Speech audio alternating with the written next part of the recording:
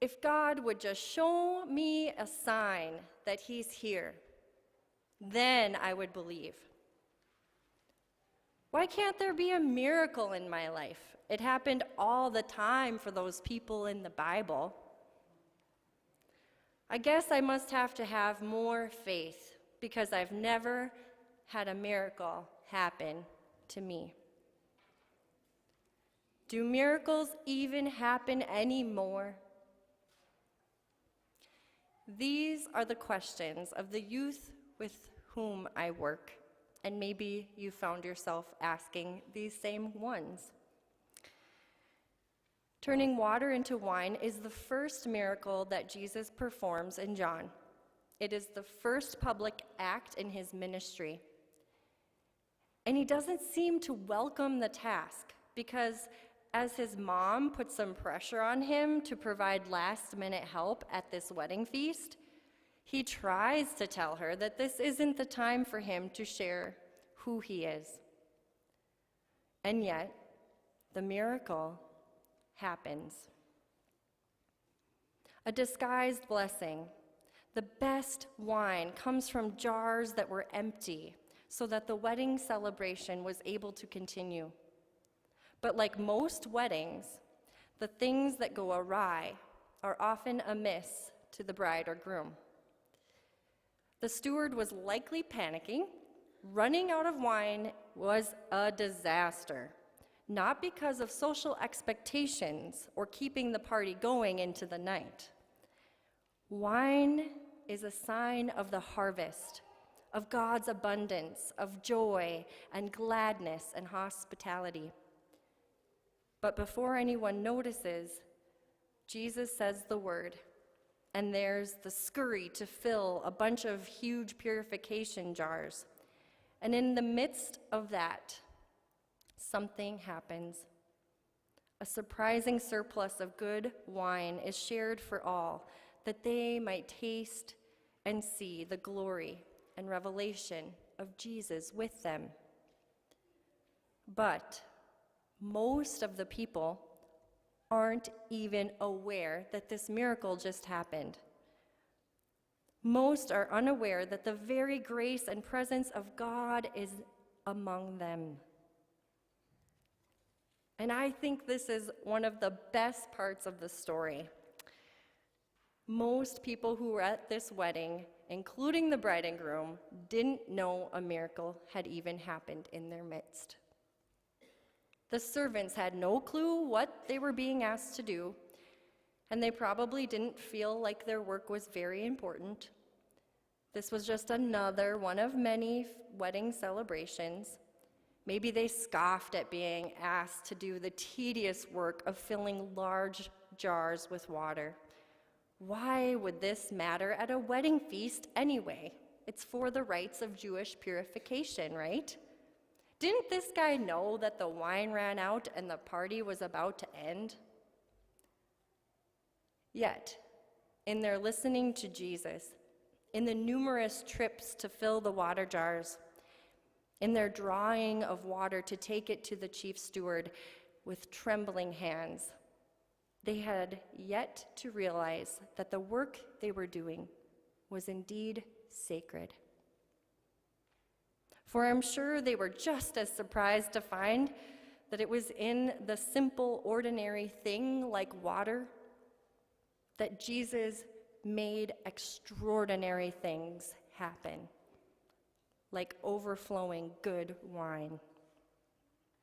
Jesus takes the ordinary hands of servants and tasks them with extraordinary work.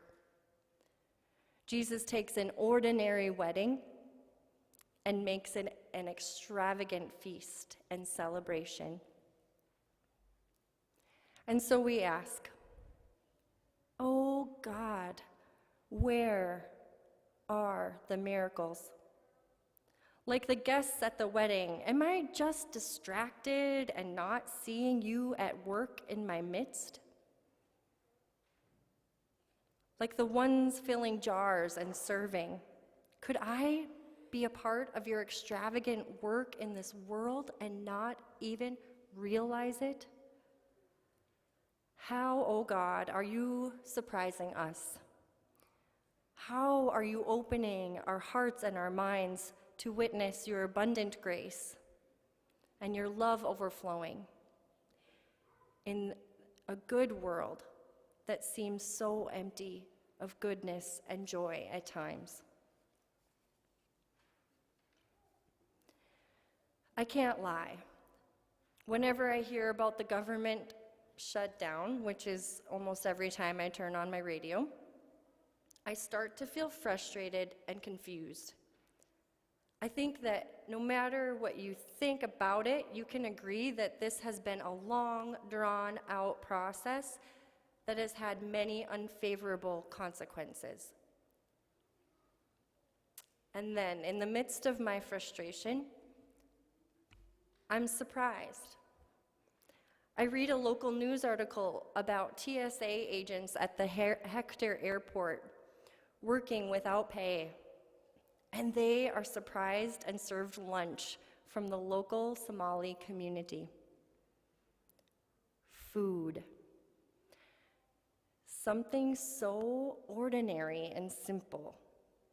A group of people who first came to that airport with no English, no language, with nothing to their names, are giving back and appreciating TSA workers by feeding them good food. Ordinary food, connecting ordinary people, regardless of their skin color or background or political stance.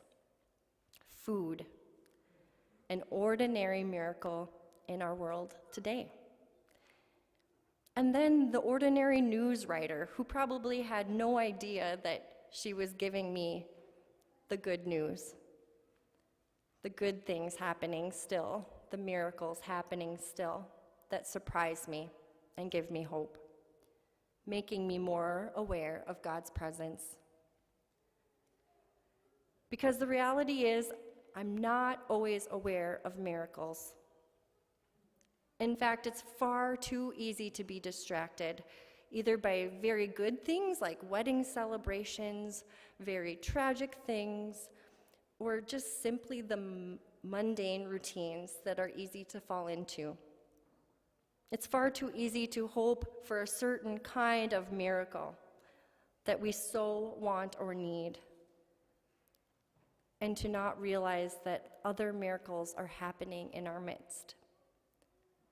Like the ginormous moon that said good morning to me this day, or the striped caterpillar that I found on a leaf because I put down my phone and I went for a walk, or even the taste of cold Kool-Aid on a hot day. Imagine, right? A hot day. The small miracles, they do matter, but not quite as much as the greatest miracle of all, that Jesus is more than just the guy you call when your wedding is falling apart. Jesus is revealed to us as an ordinary man in flesh, but in whom God dwells extraordinarily. For in Jesus, death has no sting. In Jesus, unconditional love overflows, and the feast of God is extravagant and more miraculous than we could ever imagine. The reality is that Jesus reveals himself to us in and through ordinary things, through water and word, through bread and through wine, through healing and through the miraculous, so that we might taste and see that God is indeed here. Whether we are joyful or despairing, whether we see the miracles or don't see the miracles, Jesus makes a promise to us that his love and grace abounds. So, how do we actually live like this is true? How do we live as people of faith? Ordinary people who believe in miracles. Ordinary people who follow an extraordinary man.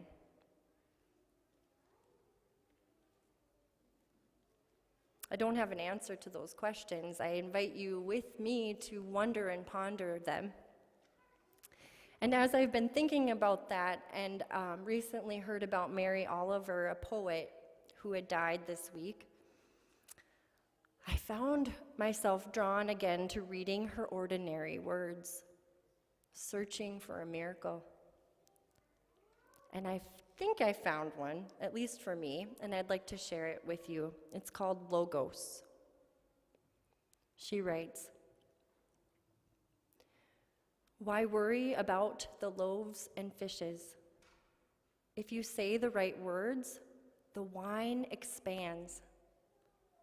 If you say them with love, and the felt ferocity of that love, and the felt necessity of that love, the fish explode into many.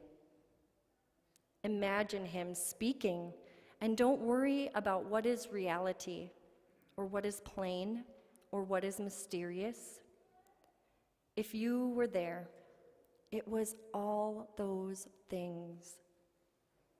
If you can imagine it, it is all those things. Eat, drink, be happy. Accept the miracle. Accept, too, each spoken word, spoken with love."